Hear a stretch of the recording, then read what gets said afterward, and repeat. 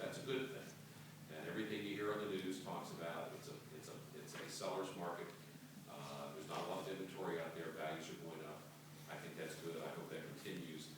But with commercial being flat, that means the burden is on the residential homeowner right now. So we need to get our percentage of the non-residential base up. It's slightly under 20% now. It reached a high of almost 27%. We need to work on that to build that base back up so the burden's not on the residential homeowner. And that's why other taxes such as sales tax and those things are so important, to the revenue stream, because right now we're so dependent. 63% of our money comes from real estate, and that's way too much. So when you put all that together, we had additional revenues, almost a $3.7 billion budget. We had additional revenues of $100 million, $101 million. And remember I said we had to address over this 2-year period the structural deficit of $61 million. So we addressed that by taking $49 million out of the 14 budget. When we did that, schools were given an increase. I recommended an increase of 2% for them. That was $41 million. So the tax increase, in essence, is in there to fund the school budget. If you look at the county side, when we sat down and we started building the county budget, we had demands or needs of over $30 million, from health increases to other types of increases. And the way we dealt with that was we went back and we came up with cuts of $21 million, and we eliminated 91 funded positions and netted that down to where the only increase in the county side is $8 million.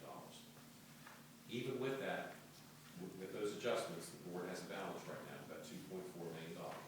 But with those adjustments, we brought the FY15 number down from about $275 million to a deficit of about $40 million. Now,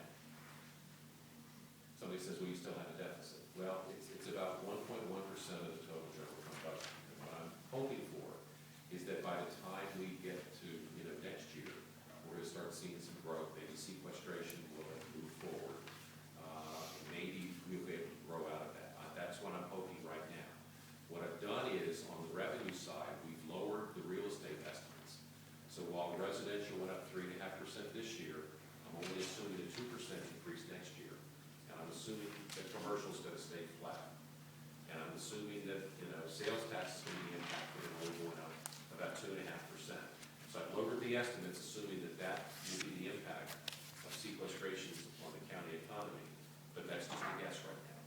And I'm hoping it's enough. So that's sort of the 2-year plan right now, as we go forward. So whatever the board decides to do in FY14, if they decide not to do the tax increase or however they impact it, we're going to show them,